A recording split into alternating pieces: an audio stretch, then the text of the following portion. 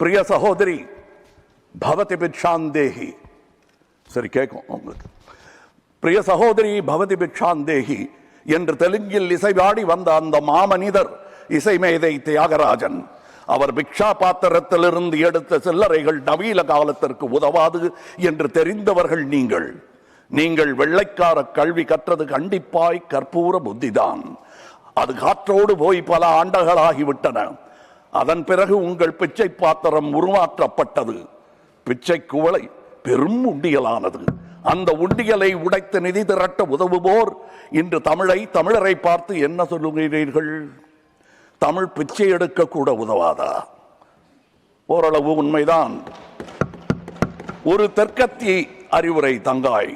தமக்கென உங்கள் நிதியை திரட்ட ஆங்கிலத்தில் இந்தியில் பிச்சை எடுக்கலாமே. தமிழ் பிச்சை எடுக்க உதவாது, திருடவும் உதவாது.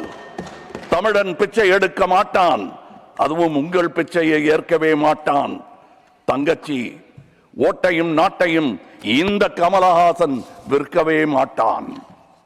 உங்கள் சாபங்களில் எங்களுக்கு நம்பிக்கை இல்லை. Please conclude.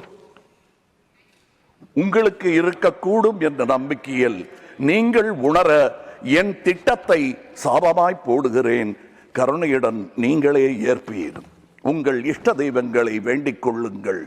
பகுத்தறிந்த தமிழ்ச்சித்தன் கூற்று இது.